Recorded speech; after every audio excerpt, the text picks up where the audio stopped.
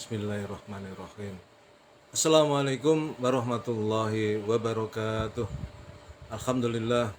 Alhamdulillahirabbil alamin. Wassalatu wassalamu asrofil anbiya wal mursalin Sayyidina Muhammadin wa ala alihi washabihi ajma'in.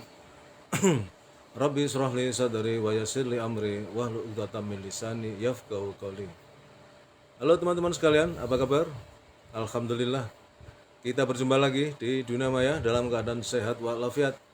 Dan oleh karena itu mari kita selalu dan terus bersyukur kepada Allah Subhanahu wa taala atas segala karunia yang telah diberikan kepada kita yang begitu banyak dan mustahil kita bisa menghitungnya. Di antaranya adalah karunia kesehatan, karunia kesempatan, karunia umur panjang yang barokah, dan tentu karunia yang paling agung adalah karunia iman dan Islam. Karena dengan keduanya itulah kita akan selamat fit dunya wal akhirah. Selawat serta salam semoga senantiasa terlimpahkan kepada uswatun hasanah kita, baginda Rasulullah Muhammad sallallahu alaihi wasallam beserta keluarganya, para sahabatnya dan semua pengikutnya, tentu termasuk kita yang mengharapkan syafaat beliau kelak di yaumil qiyamah. Teman-teman sekalian, alhamdulillah hari ini kita sudah masuk hari ke-27 ya dalam pelaksanaan ibadah saum di bulan suci Ramadan, dan artinya tinggal kurang lebih 3 hari lagi kita melaksanakan ibadah saum, dan kemudian dengan berat hati dan sedih tentu bulan Ramadan akan meninggalkan kita, tapi itu sebuah keniscayaan karena sebagai bagian dari waktu maka bulan Ramadan akan berlalu juga. Kita berdoa semoga amal ibadah kita di bulan suci Ramadan tahun ini ya semua diterima dan diridhoi oleh Allah Subhanahu wa taala, dan kita juga berdoa mudah-mudahan kita masih dipertemukan dengan bulan suci Ramadan tahun-tahun yang akan datang. Amin ya rabbal alamin. Teman-teman sekalian, pada kesempatan hari ini saya akan menyampaikan topik tentang manfaat ujian. Nah, ini penting ini ya, penting sekali buat kita teman-teman. Karena kita semua dalam menjalani kehidupan ini tentu tidak lempeng lancar-lancar saja begitu ya. Tentu kita juga menghadapi berbagai ujian dalam bentuk, jenis maupun skalanya ya. Kita menghadapi berbagai ujian, dan oleh karena itu memang itu adalah bagian dari sunatullah ya. Karena kita hidup di dunia ini walaupun singkat tapi dikasih ujian supaya lulus nggak kita kira-kira nanti ya. Karena kalau kita lulus ya kita nanti dipanggil Allah, menghadap Allah ya lebih nyaman ya, meninggal dalam keadaan husnul khotimah ya kan. Di alam kubur kita bisa melewati fase pertanyaan-pertanyaan kubur, kemudian ya kita nggak mendapatkan siksa kubur ya.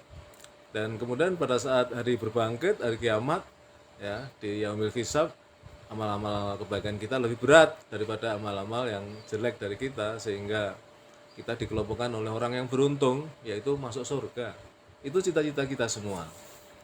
Dan kembali lagi bahwa selama kita hidup, masih hidup di dunia ini, kita tentu akan menghadapi berbagai ujian. Nah, ternyata ujian dalam kehidupan ini juga ada manfaatnya teman-teman ya. Di antaranya adalah yang pertama, agar kita kembali kepada Allah. Ini yang pertama ya. Allah menimpakan ujian kepada kita agar kita berdoa, ya kan? Kepadanya, mengingatnya, kemudian mendekatkan diri kepadanya, ya. Karena barangkali tanpa sadar selama ini kita telah melalaikan Allah, sedangkan Allah hendak melihat diri kita berdoa dan ingat kepadanya.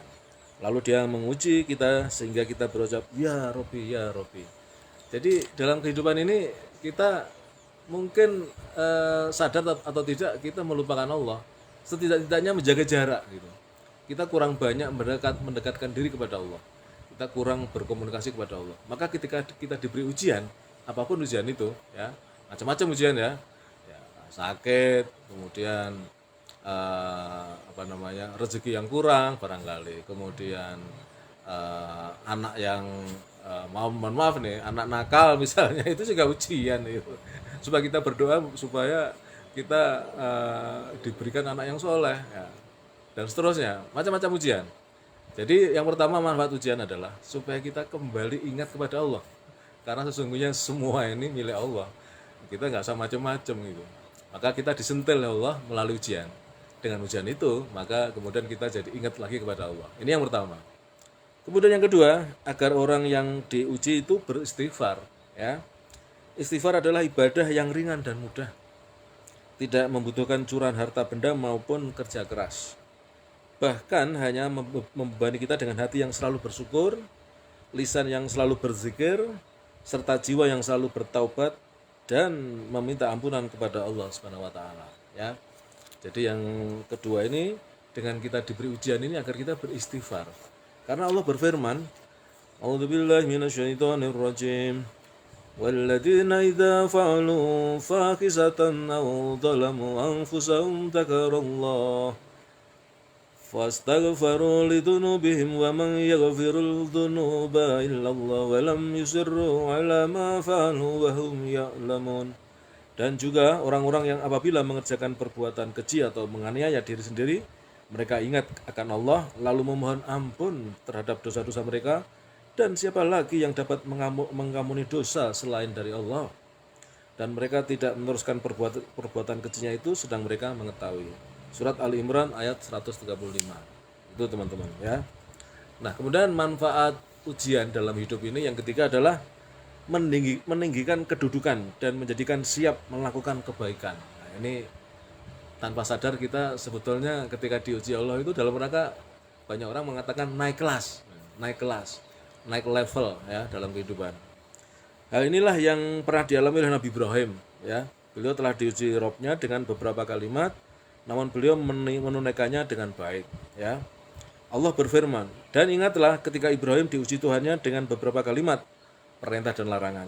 Lalu Ibrahim menunaikannya. Allah berfirman, sesungguhnya aku akan menjadikanmu imam bagi seluruh manusia. Ibrahim berkata, dan saya mohon juga dari keturunanku. Allah berfirman, janjiku ini tidak mengenai orang yang zalim. Surat Al-Baqarah ayat 124, ya. Para mufasir, ya, para ahli tafsir berbeda pendapat mengenai maksud beberapa kalimat pada ayat tersebut di atas. Sebagian dari mereka berpendapat bahwa beliau diuji dengan syariat-syariat Islam. Kalau kita baca kisah Nabi Ibrahim ini, memang beliau penuh ujian, ya, ujiannya banyak sekali, ya. Tinggal kita baca Sirah Nabawiyah yang terkait dengan Nabi Ibrahim, ya. Baca bukunya Kisah Para Nabi dari Ibnu Katsir, silahkan, ya.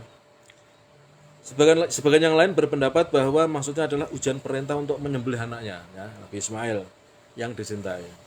Ada juga yang berpendapat bahwa maksudnya adalah ujian untuk menunaikan dan menyampaikan risalah. Ya, ini perbedaan pendapat para mufasir, para ahli tafsir, ya. Meski demikian, Nabi Ibrahim telah melaksanakan dan menunaikan ujian tersebut dengan sempurna. Sehingga Allah berfirman, dan lembaran-lembaran Ibrahim yang selalu menyempurnakan janji. Surat An-Najm ayat 37, ya. Jadi yang ketiga ini, dengan kita mendapatkan ujian, ya, maka kemudian kita akan ditingkatkan kedudukan kita, ya, dalam hidup ini, ya. Level di mata Allah ini penting ini, ya. Jangan hanya ngejar level di mata manusia, pangkat, jabatan, ya, kedudukan, tapi di mata makhluk, di mata manusia, ya, itu fana, itu akan lenyap itu. Tapi kedudukan di mata Allah ini yang penting, yang harus kita kejar.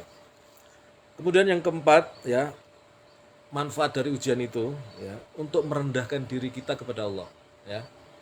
Manfaat besar lain bagi orang yang diuji adalah banyak merendahkan diri kepada Allah. Hal ini tidak dapat dirasakan oleh orang yang tidak diuji. Kalau nggak diuji itu, ya, dia blunus saja, itu bahasa Jawanya, ya.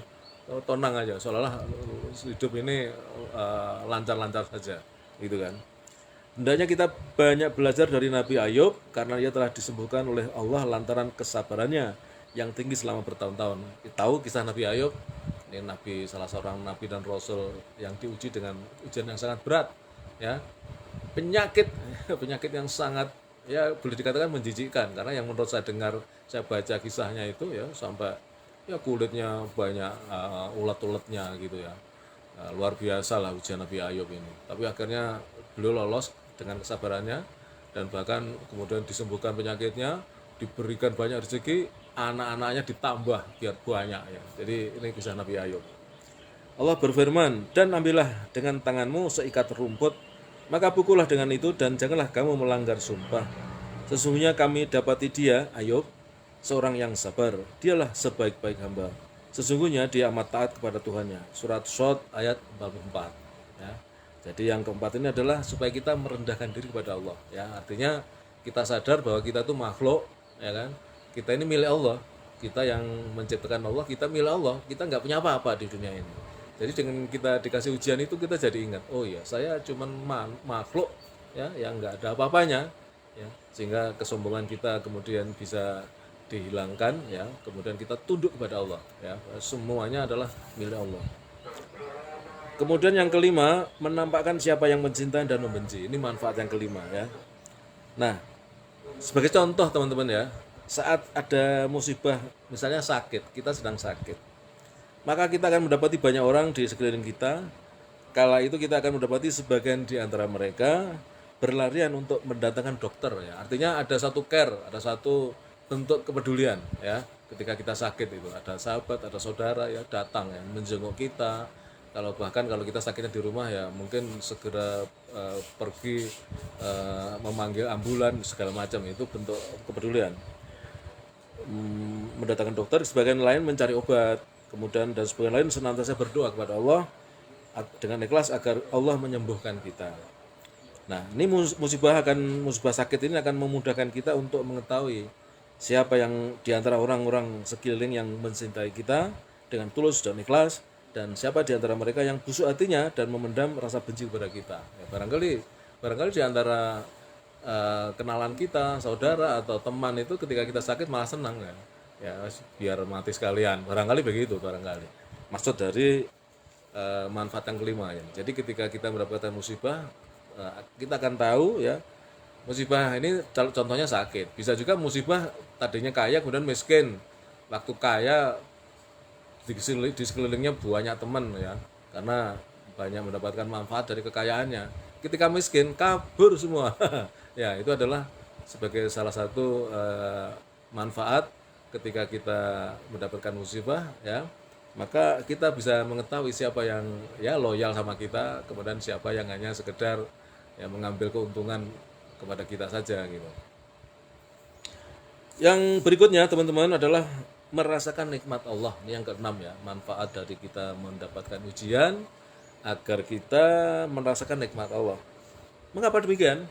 Karena kita tidak akan merasakan nikmatnya kemenangan kecuali jika kita pernah mengalami pahitnya kekalahan. Nah, ya kan? Kita tak mungkin dapat merasakan nikmatnya mata kecuali jika kedua mata kita pernah sakit. Kita tak mungkin merasakan nikmatnya kaki jika kaki kita belum pernah terpotong atau lumpuh ya. Jadi kita harus menggunakan nikmat-nikmat Allah yang diberikan kepada kita dalam kebaikan dan tidak menggunakannya untuk bermaksiat kepadanya. Kita juga bersyukur ya, juga harus bersyukur kepada Allah yang telah memberikan keselamatan kepada kita dari segala bentuk cobaan. Dengan begitu berarti kita telah melaksanakan rasa syukur terhadap nikmat tersebut. Ya, jadi manfaat dari ujian yang ke-6 ini adalah supaya kita merasakan atau mensyukuri nikmat-nikmat Allah, ya kan? Ini betul-betul kita rasakan ya. Betul kita rasakan. Sebagai contoh tadi ya, waktu mata sakit itu kita waduh perih atau pedih atau mungkin pandangan kabur gitu kan. Itu maka kita membayangkan betapa nikmatnya orang yang matanya sehat. Ya, maka kita mendapatkan ujian supaya kita kemudian bersyukur ketika kita memperoleh kesempurnaan atau tidak ada rasa sakit yang mendera kita gitu ya. Jadi supaya kita bersyukur. Kemudian yang ketujuh ya, manfaatnya adalah menghapus kesalahan dan dosa. Dalam sebuah hadis Rasulullah bersabda, tidaklah seorang mukmin tertimpa gangguan sebesar duri dan yang lebih besar lagi, melainkan dengannya Allah akan menghapuskan dosa-dosanya sebagaimana pohon menggugurkan dedaunannya. Hadis riwayat Bukhari ya. Betapa bahagianya kita teman-teman ya mendengar sabda Nabi tersebut, karena setiap ujian yang menimpa kita akan merontokkan dosa dan kesalahan kita.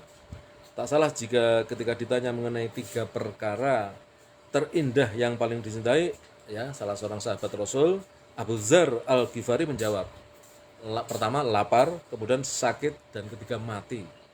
Ketika ditanya lagi mengapa begitu, maka ia menjawab, jika aku lapar hatiku menjadi lembut, jika aku sakit dosaku menjadi ringan, dan jika aku mati aku berjumpa dengan Robku. Nah, ini luar biasa, ini sahabat beliau nih Abu Dzar Al-Ghifari ya.